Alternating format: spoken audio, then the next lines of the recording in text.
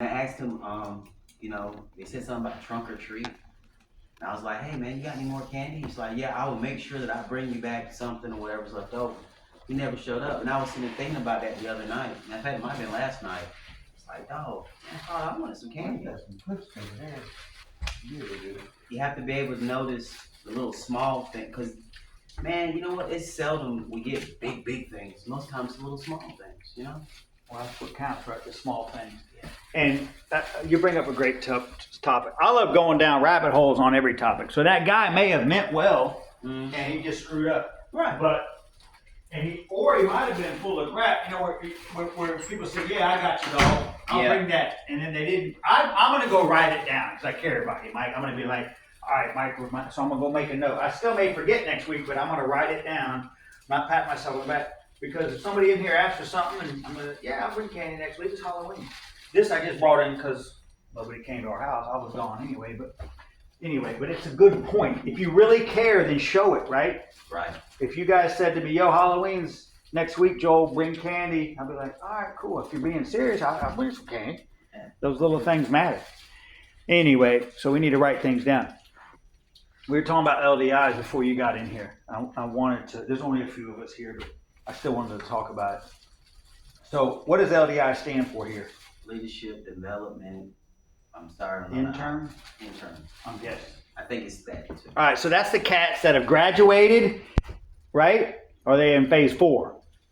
I actually started doing it in phase 2, 3? All right, cool.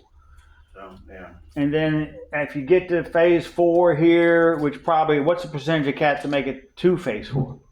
We had 6 graduating today. Yeah. So that means they made it through phase 4? Yes, sir. They made it through phase 3. 3. So they're going on to 4. Well, 4 is what? What's that? 4 is optional. Okay. It's optional, yes. All right. But 3 is making it all the way. Then they can go home or stick around here and start getting paid and be staff, correct? That's 4? Well, yes, sir. Not the staff part. The staff part is... That's a whole nother animal. Yeah. It's complicated. Yes. How many cats make it through phase 3? I need to ask Josh this question, not y'all. What would you guess? You see people turn and burn if you've been here a while. I would say out of every, let's say 5 people taking around the same time, finishing moto at the same time, out of 5, we might have like 2, maybe 3 That make it. Because it's tough. You got the world pulling against you, right? Their wife's calling, the kids, blah, blah, blah, blah, blah. And then you're in here and the devil starts talking to you going, "You don't need that. You're good now. You can go back," right? I mean, you're getting pulled by all kinds of stuff. So we shouldn't judge them for the ones that tap out, but they ought to stay. I'd tell my wife, "Hey, baby, I'm going through the whole program," because it sure as hell can't hurt, right? Or whoever. My mom, "Hey, take care of the kids. I need to finish this time. I'm doing it right, you know." But that's easier said than done. And it's tough in here. It's like you're in the army. It's like you're in the barracks. You got to clean. You got to wake up. You're treated like a kid. I get it. But tough. I mean, it works. It ain't perfect. There's bad days and it sucks sometimes. But it sucks out there too in the jungle, in the world. Everybody's got problems. Rich people got problems. In here, you get to chill a little bit. Mm-hmm. Really? If you look at it, it's your attitude's everything, right? You get fed. You get to chill, you don't have a ton of distractions, you get to read, pray to God more. Out in the world, you're getting pummeled, right? So it's all your how you look at things. Everything's attitude in life, right? You got some people walking around here bitching and others happy as hell. It's good to be here. Yeah, it's definitely a perspective issue. Amen. It's perspective, attitude. Balance. Balance. Yeah, and you're going to have bad days in here, even if you got a good attitude. And there's some times when you're going to want to complain. That's normal. Touch somebody in the throat. But that's when you need your brothers around you going, "Hey, that's budget dust. It's not that big of a deal. Stay positive, brother."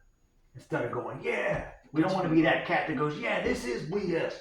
We all need to," you don't want to hang out with those cats. You want the positive cats to have good perspectives. Yeah. Sometimes it's kind of cool to think about punching somebody in the throat. Yeah, you're human, but then you wouldn't be Christian. You're not mature yet. If you first thing you're thinking is anger, etc. Jesus said, "Love your enemies, give them the other cheek," etc., etc. So as you mature, you're like, "Man, I ain't sweating this Mickey Mouse stuff."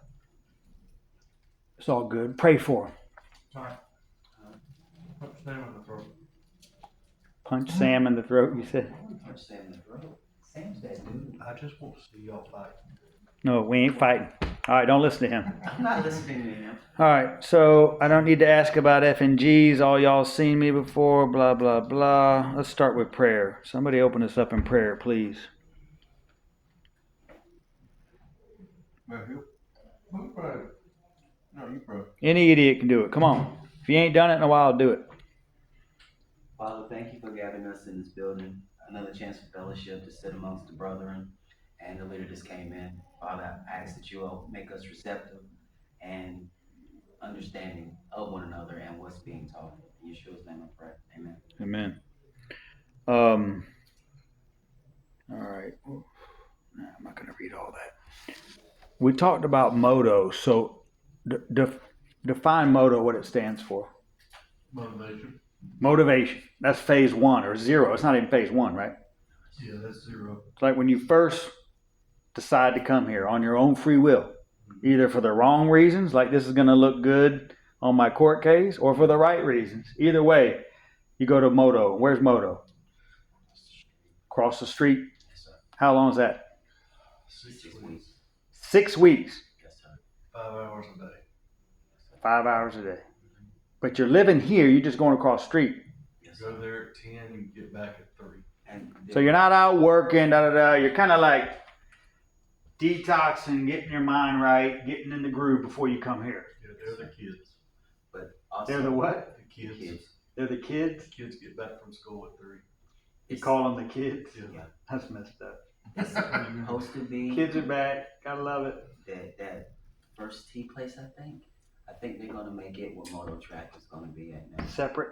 Yes, sir. Yeah, there's a lot of stuff going on. Yes, Just sir. call me Joel. Don't call me Sir Mike. All right. I hate it too. So we're still in my book. We're going to be here for a while, and I don't like it because the attention's on me. I try to be humble. I try not to say unholy things. If I'm ever off key, I expect y'all to get with me after and say, yo, you said this. You might want to word that differently or think about this. And I'm like, yeah, cool. So I like constructive criticism. That's how I get better. Anyway, I don't like being in my book because it makes it about me. But we're here again because this is the reason I started way back when. Josh was like, yo, come in and talk to them about your book, blah, blah, blah. And then we left it for a long time. And I read other books and we talked about them, etc. But we're back to it anyway. Enough about all that crap. So we're on page 39, and I tweak the book all the time. We were just talking about that. When I get feedback from people, I'll go in and go, man, I'm gonna change that. So this is a good subject for here, and I look forward to y'all's feedback because nobody's right or wrong, but a lot of people look at it just one way or the other. And I think the answer lies in the middle, but that's my opinion from the way I study the word and the way I understand God. So the subject is going to be alcohol. So it says first it says God does not care. I think I read this last week and we were getting ready to get into this. God does not care. And then I wrote, maybe he does, but he probably wants more. I put that in parentheses. If you simply go to church. God doesn't care if you simply go to church. Provide for your family. Don't drink alcohol anymore, LOL, but you judge people. Or if you don't cuss out loud, LOL. It is nice that you donate money, you go to church, you have not committed a felony, and then I wrote ... Are you truly following him or just playing it safe? Many good people who even don't believe in Jesus, they're no different than the person described above, except for the church part. So you get what I'm saying here. So I'm just kind of reading. It's hard to understand because I got stuff in parentheses. But there's a lot of people that are really good people and, whatever, in humanity's eyes, but they don't go to church. And there's people over here that good people and they don't go to church. I mean, they do go to church, but they're really no different besides the little church part, right? There's some good people that are way better, probably looking in the eyes of God, right? They have love, they have heart, they love their neighbor. They might not love the Christian God, right? But they're praying to some hippie star thing, but they're peaceful, loving people. They forgive their enemies. They have patience, kindness, goodness, self-control, all these traits. And the Christian doesn't look too good in the eyes of people or God. Anyway, so enough about all that. Many good people who do not, okay.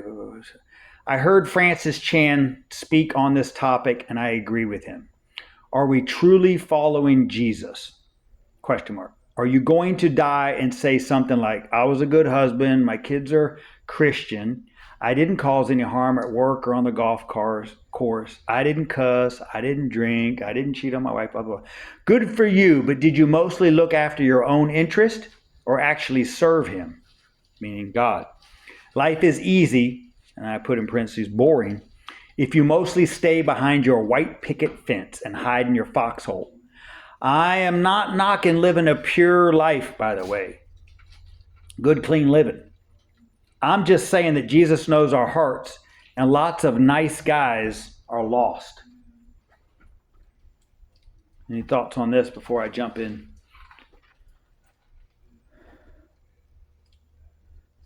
Nothing? Well, I mean, yeah, but he was looking at me kind of. No, you ain't got to say something. I'm just curious. No, it's not All right. that. It's that you're right.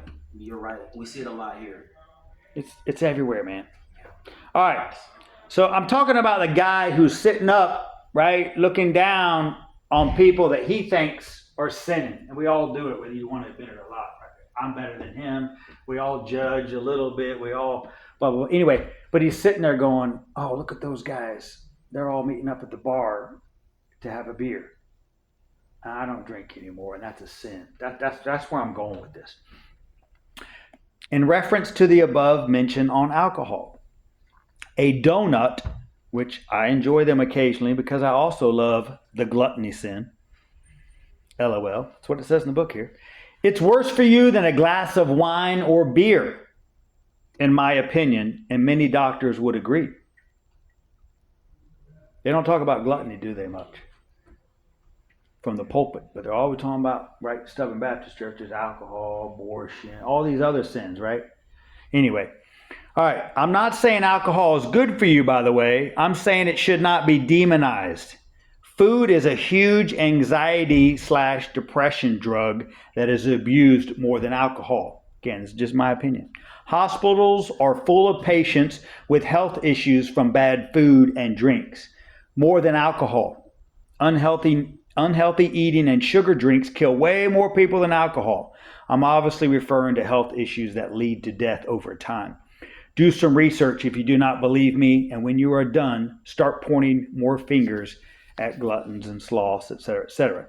I'm not trying to judge them. I'm just saying, you get it? Somebody's having a beer, who cares? If he's having a donut, that's worse for his health, right? And that could be, his weakness as well at night, having that sugar or that cake, whatever, that's their little fix. No different than smoking a cigarette, putting in a dip, having a beer, doing binge watching on some stupid show, whatever, going for a run. You run 10 miles at night. That could be your fix to stay sane. And I'm not saying that's bad for you, but you get my point. Everybody's got a little, what do you want to call it? Vice. Over-exercising could be a vice. You're running from your problems, right? You're dealing with your stress. I know a guy who was a former alcoholic, and now he's a runaholic. And that's good. It's a better replacement, correct? But how much time you spending with family if you're getting up at 4 and running for 20 miles a morning, right? What are you running from? Maybe just deal with it. You get my point. And we could go all over the place with this conversation. Anyway, but back to the book. All right. Do some research. A person who is active and enjoys a beer with dinner is healthier than a slothful person who loves dessert. The guy who has a few beers occasionally is often healthier than the person on medications. Legal drugs with side effects, if you think about it, right? A lot of people take medications for all kinds of stuff. Me, I don't take any. I love watching anti-alcohol churchgoers head out to lunch after church and order a sweet tea or a Coke with French fries. Read the ingredients of sweet, fried foods, processed food, etc. versus beer and wine. Barley, grapes, hops. Beer has 100 times less sugar than sweet tea and also has way more vitamins. I think God only cares if you are abusing alcohol, which I have personally done too many times, and I pile them up with all my other regrets. I don't think Christians should be hanging out in bars regularly or drinking to cope with stress. Alcohol is a depressant. I also don't think a Christian who does not drink should never enter a bar. I do know a guy who is overweight who loves frequenting restaurants that serve heart attack food, but refuses to enter any restaurant that serves alcohol. This is the type of insanity that makes Christians look like idiots. Y'all agree? Yes. Many, if you disagree with something, let me know. Many old people / foreigners have a glass of wine or beer or two each night for culture reasons, or they believe it to be like medicine that prolongs life. Some studies show it does. Some show it doesn't. Maybe they think it helps them sleep better. Maybe it does. Maybe a couple drinks is healthier than someone who takes sleep medicine. Plenty of people do, which I think is worse for you too. If you do drink, make sure you are not drinking to make yourself feel happy, because that's stupid and will not work. If you don't drink, for whatever reason, don't judge someone who does. And if you drink, don't judge someone who does not. I have friends that don't drink because they recognize their lack of self-control, or some people should never touch this stuff. I respect my friends who admit they had a problem with it and they quit. Other friends of mine do not drink because it's just not their thing, or their dad was a drunk, or they believe it's unhealthy, ... or they interpret the Bible differently than the rest of us or me. You be you. I know a lot of sloth, gluttons, lukewarm, judgmental, fake Christians, who don't drink, and a bunch of rock star Christians, like my mom, grandmother, who do in moderation. To me, the guy who does not drink because he is in a confined environment, his wife will not let him, he's allergic, whatever, that's not to be applauded. The one to be applauded is the guy who admits he doesn't drink anymore because he has no self-control. Or applaud the guy who is a wild man but only drinks on occasion and has learned to control it. Most of the time, LOL. By the way, the religious leaders called Jesus a drunk, LOL. And yes, he drank wine, hung out with wine drinkers, turned water into wine, drank it at the Last Supper, and simply was against drunkenness, as with any other abuse of one's self-control. Thoughts? So he's not just against drunkenness. Anything, right? It's anything. Like where I'm going with this rant. Obviously, why do you think I'm writing this rant? And why did I put it in the book? Y'all quiet today. Obviously, it's because I've sat with many Christians who look at it as like horrible, right? I'm just like, man. All right. You agree with all that I said about Jesus? He drank wine. He hung out with wine drinkers, turned water into wine, drank it at the Last Supper, and simply was against drunkenness. Hey, boss. Welcome. It's all good. As with any other abuse of one's self-control. Personally, I don't drink the hard stuff because I recognize that I do not mix well with it. I get crazier than I already am sober, LOL. So I enjoy my light beers occasionally. My doctor once told me that dealing with my issues, 3 knee surgeries, back, ankle, feet, neck, elbow, shoulder, joint pain. Heck, I've had Lyme's disease, whatever. By relaxing with a few beers now and then is better than all the Motrin I've taken over 31 years in the Army, etc. That'll jack up your kidney and liver, right? But they give that stuff out like crack candy. So if I want to have a couple beers to relax, so what? The doctor was like, yo, that's better for you. Anyway, so we shouldn't judge somebody is the point. I've had many deeply godly discussions during times hanging out, having a beer with a buddy who stops by, etc. I'm a social guy. You and I have different personalities, and that's fine if you're not. Thank God we are all different. Nobody's right, nobody's wrong. I'm always at parties, events, because that's my personality, etc. I know a lot of people. I'm always going out. I know I could drink water or soda, and sometimes I do, but sometimes I feel like having a beer, whatever. If you are less social, then you get tempted less. You don't deserve praise. If you never go out, right? If you're an introvert and you just come home from work and sit and watch TV, then cool, I didn't drink tonight. Well, the other guy's out moving and shaking, right? He's out at, nonprofit events and all this stuff. And if he wants to have a beer there for whatever reason, he shouldn't beat himself up, or you shouldn't go, oh, you had a beer? You get my point? Yeah. Nobody's right, nobody's wrong. Everybody's different. I like the taste of it. So if I'm at a place, and I want to have one, I'm not going to turn it down. Give me a Blue Moon or something. Yes, sir. Can I have a bag of candy? Of course. We saved it for you. I'm sorry, late. It's all good. 20 push-ups. Appointments and scheduling rides. Right on. Good thing. I haven't been able to do that. We're just- happy about it. We're glad you're happy, brother. And we're just glad you're here. All right. I would never drink. I personally would never drink every night. Sorry to interrupt you. Sorry. Because I think addiction, just like overeating, laziness, all the other sins, it's given the devil a foothold. Right? I don't want to be that guy. That's just me. I'm blessed with discipline. Do I still do certain things more than others? Yeah, of course. But if I personally feel it's a sign of weakness, so I'm never going to let even coffee. I mean, I don't want to have to be regular at anything. Get it? Right. And that doesn't make you be a bad person to have coffee every morning. My wife loves her cup of coffee every day. But if she don't get it, even though I know she'll be fine, she's like, oh, I gotta get coffee. I'm thinking, you ain't gotta have it. You don't need it. And if you are shaking after, even if it's coffee, you're addicted to something, my opinion. So I like to skip now and then just for the hell of it. I like to, beat my body up. I don't want nothing.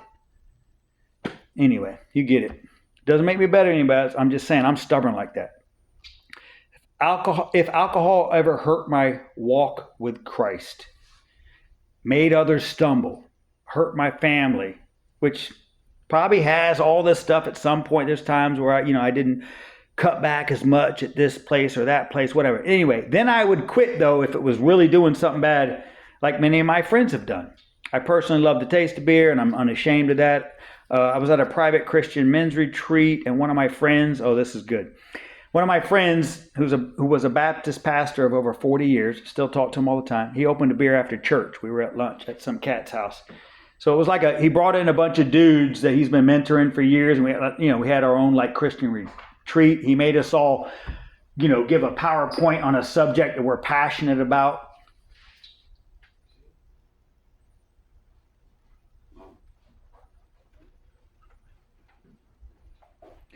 Anyway, so this cat who's been a preacher forever opens a beer after church at lunch. So I'll get back to the story. I jokingly said, man, you preachers start early. His reply was, I'm making up for lost time. He was joking, of course.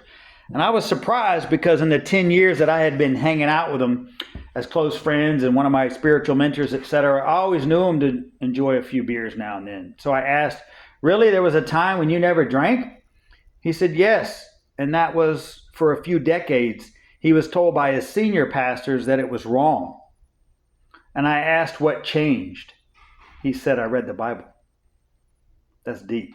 I've been telling that story for years.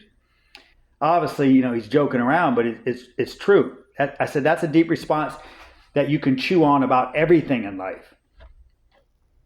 So he was told it's bad, and then he realizes it's not, what you put in, it's what comes out, and there's a ton of other verses. I'm going to read a bunch right now.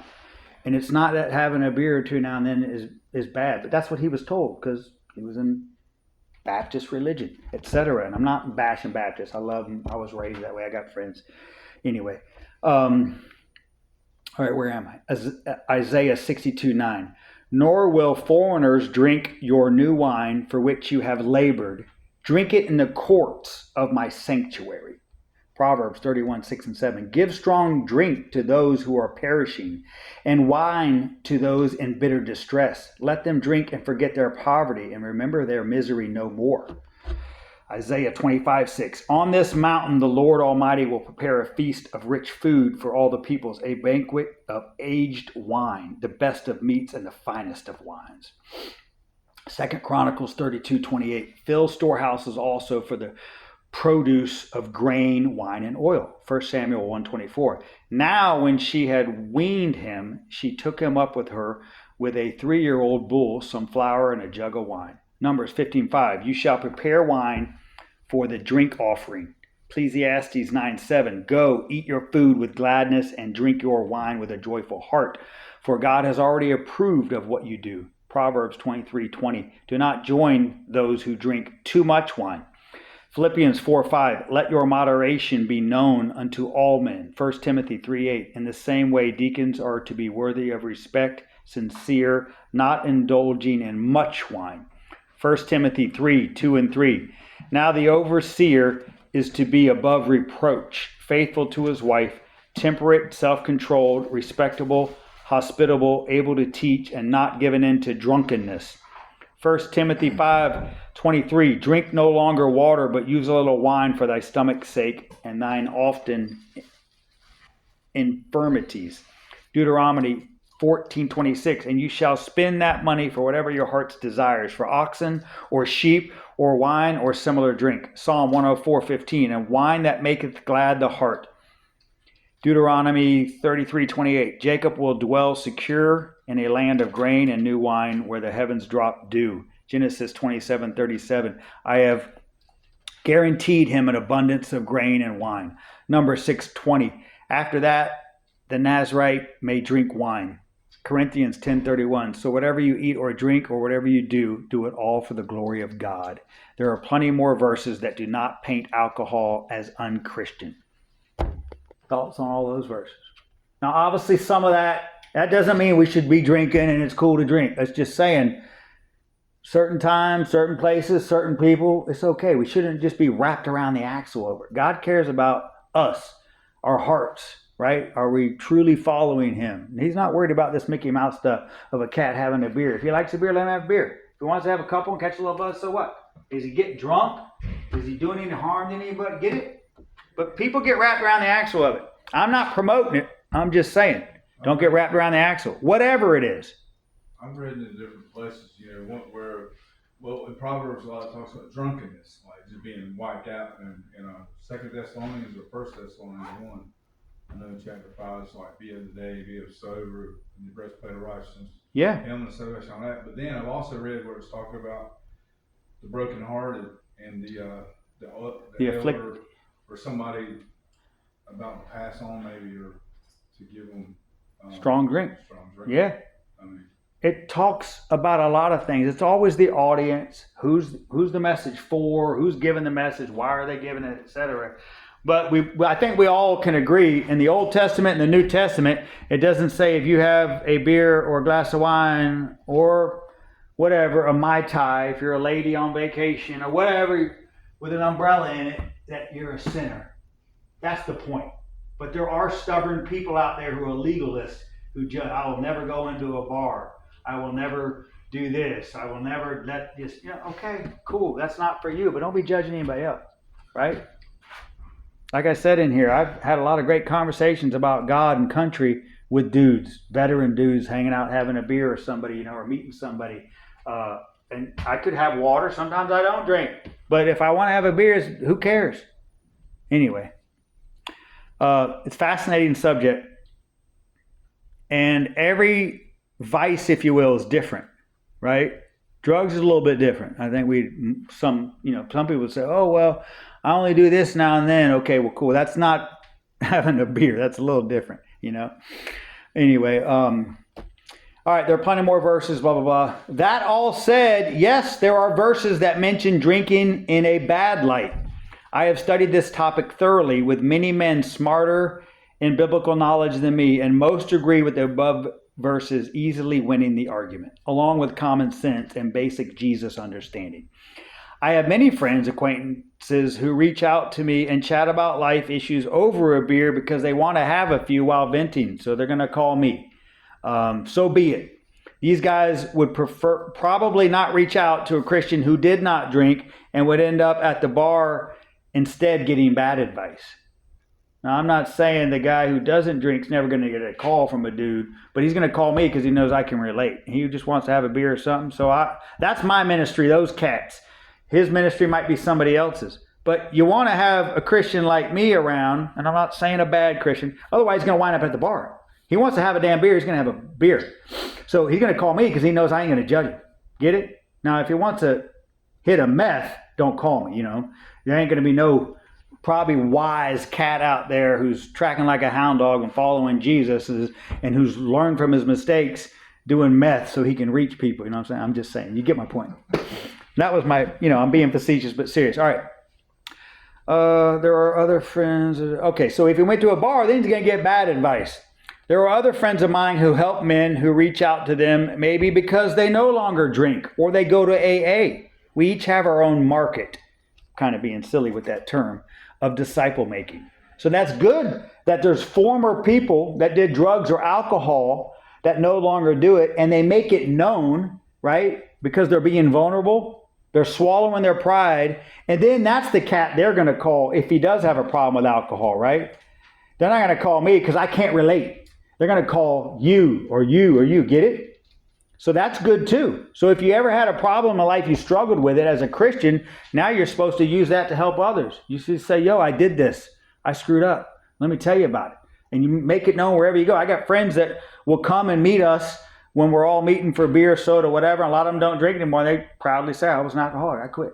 Cool. I'm glad you're here. And then we got some cats there that need to talk to them that drink way too much. But they're there to have a beer because we invited them and we knew they had a beer. Say, hey, come join us at such and such. Anyway, you get it? We all got our own little strengths and weaknesses, and as long as we're all serving God in your own way and being up front, etc. All right. Where was that? This is kind of a recent story. At the end of 2024, I had a new friend that I'd met over a few beers reach out to me saying that he got in trouble last night and that he needed help with his alcohol problem. All right, so I went over to his house. I took all the liquor out of the house. I told him it's okay, have a few light beers, etc. Or maybe you shouldn't be drinking at all if you can't control it. I don't know. That's between you and God. I'm not going to judge you. But I did take all the liquor out of his house, etc. He could have gotten a lot more trouble than he did. I told him that mistakes are okay, but God wants him to try harder now. Checked up with him, weekly after that, etc. He's doing great now. Anyway, I like helping rough guys, vets, etc. He called me because he knew he wasn't going to get an ass chewing, right? Or judgment, etc. He's like, yo, I screwed up last night. I need some help. Come over here. All right. I also agree some people's view of moderation differ drastically, and it's a fine line if we want to represent our Father in all we do. That's a good point too. I also understand that some believers use their liberty in Christ to justify their excessive drinking. Some anti-alcohol folks like to fool themselves or pretend others are stupid by saying, the wine today is stronger. I would argue, why would there be biblical warnings about getting drunk? As if people had to drink 5 gallons of wine to get drunk, LOL. I saw a 60-minute show once where doctors studied the elderly population for decades at one huge retirement community and found that the ones who drank in moderation lived longer. I'm not saying because they drank they lived longer. I'm saying maybe those who lived longer were more active, happier, less stressed, more social, thinned their blood. I don't know. Who knows? My grandmother's mom, wife, etc. Excuse me. My opinion, they're saints. And they drank occasionally, or do. I know people who are mean, greedy, etc., who don't drink. Now, I don't think alcohol is easy.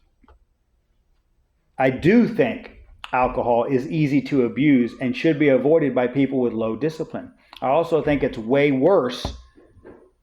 Murders, fights, car accidents, addictions, wrecks, families, etc., than marijuana.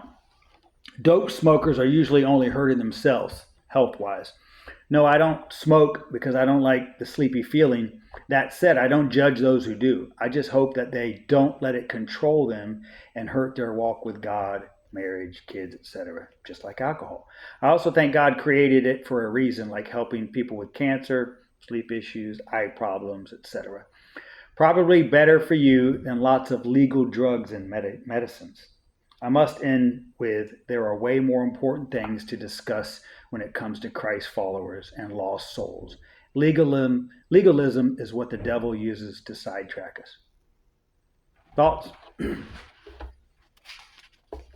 That ain't written for most people. That was thrown into the book just because I had met so many, Christians that were stubborn at a lot of churches through my life and that looked down upon it. And I was thinking, man, we got bigger problems than that. And if a dude's having a big, and I just kind of researched it, went on a rant. I feel that you're right about the whole alcohol thing. Like I see people see it as being a bigger problem than what it is. Like, I mean, if you're just drinking a couple beers, that's one thing. But like, if you're a full-fledged alcoholic, it's not the same boat as what you're talking about right there. Yeah. It's Is it even a sin? yeah, Getting drunk is. yeah. It's a tough line. It's been glamour. It's a problem in America, way bigger problem than weed. But like, it's like It's a huge problem. We glorify it and act like it's fine. You know, it's pushed Budweiser ads. You know what I mean? It's like party, yeah, woo. And people do horrible things on it as I listed, right? Yeah. Because some people can't control themselves. And weed ain't nobody killing, hurting nobody. Anyway, but that's just a whole nother stubborn thing. And again, that's a religious thing. We still got old people running this country. And to me, and they're religious, and it's just the way they were raised. They look at weed bad, alcohol's okay. And I'm thinking, what? Both bad, right? Yeah. Everything's bad, right? I mean, if you think about it, it's man that screws things up. But weed's an herb, just like, you know, hops, etc. You know, it's a fascinating topic. But if you get wrapped around the axle and you just say, oh no, alcohol, that train left the station, right? Yeah. They ain't ever going to make that illegal. And weed, when they make it legal in many states, bad things do happen. So do we need to, now we're talking, you know, politics, but do we need to just make it legal because it's not as bad as alcohol and they're going to smoke anyway? Do we just go, oh, screw it, let's make some money off this? Is that adding more to the problem? I don't know. I feel like when they started making weed legal in like California and all, and those areas over there, the crime for weed itself kind of went down. Yeah, because you can't arrest them anymore. Right. Well, I mean, Which is a good thing, but there are also new problems. yeah, I just left Colorado a couple months ago. I was out there elk hunting and I talked to people and they're like, oh, we got all kinds of new problems. People are driving high as hell, gummies, people doing all kinds of crazy stuff. yeah, they're making stuff that's. It ain't the weed people like me smoked when I was a kid. Yeah. No way. That weed was good. Yeah. Now you don't know what the hell you're smoking. What's up, y'all? That's good. How about you? Okay. It's a fascinating topic, right? And it's good to talk about all this stuff, especially in the eyes of God. That's what's really important. We just keep focused on Him and what would He think? We don't know, but we can guess from reading the Scripture, which you quoted some, you know, I quoted a bunch, you know, that I did some research on. It's a fascinating topic. Any other thoughts? And maybe I talk about it too much, but I don't know. I just think it's a good reminder that we don't want to get wrapped around the axle, arguing over legalism, right? That's what Jesus kind of called out those cats that were trying to follow rules to get to heaven. We shouldn't be judging each other either, right? If I'm judging you for something, You're not looking. then I'm sinning too. If I'm judging you, I should be looking at your heart. And everybody's different. What about the personality part? So I'm always out, you know, moving and shaking, doing stuff, and another cat, you know, he's an introvert, that's cool. Everybody's different, right? But don't be judging me because I'm at parties all the time, and once in a while, you know, I have a beer or two or whatever. Well, you ain't even leaving the damn house. Must be nice. You don't get tempted. I get tempted more, etc. You know what I mean? It's like having a piece of cake. I eat cake when I'm at parties too, and I know I shouldn't be eating that. Right? You eat more. You know, buffets. I don't know. It's interesting. Huh? I feel You that. feel it. What's going on in the world you want to talk about before we wrap this up? We got one more minute maybe. We had a hurricane cut through. Government shut down. Did it do a lot of damage to Jamaica? Yeah. Not as bad as they thought though from what I've seen. I mean, it's bad. You know, it's easy for me to say that. I ain't there and my shack ain't gone. But there wasn't a ton of deaths, if you get my point. You think this? And those people are tough, you know. Like me growing up in Florida, we'd have a party when a hurricane comes. They'd be like, cool. JJ's like, come on. Do you think the government shutdown is going to be a good thing for us or a bad thing? That's politics, man. I don't know. I'm conservative. I used to be on the left when I was a kid, and then I went middle, and now I've been pushed right because I ain't into a lot of crazy stuff that's going on. But anyway, so obviously, you know, I think the government needs to spend less, you know, and we give people hand-ups, not handouts. I don't think that helps people. I think that you know, they gave a ton of money to COVID back in the day. I get it, but now The Dems are trying to keep that going, that same money. I'm like, nah, it's over, man. And I don't believe in giving illegals free stuff. If you're dying, cool, but that ain't me. I don't believe in just cool. Everybody's a winner. Nah. Able-bodied men able to work. Yeah. Free health care, not working for years. Yeah, and you can quote scripture too, right? Jesus said, give to the poor, but they also said, man, don't work, won't eat. And they said a bunch of other stuff. We're not all supposed to just go, cool, feed me, and just sit around. That ain't helping nobody. We need tough love, just like a father. It's a balance. But, so, I don't know. It's a good question. I believe in less government. That's just me. So I say, cool, shut it down. Make them buckle. We ain't going to give in and just start. We've been blowing money like rock stars, both sides for years. Government, both sides corrupt. One side ain't perfect. Politicians, blah, blah, blah. But you got to choose the lesser of two evils. And I'm for less government. So anybody's trying to spend less money and tax us less, that's freedom. That's the way our forefathers meant, in my opinion. But the people on the right ain't perfect either. No. It's a good topic, though.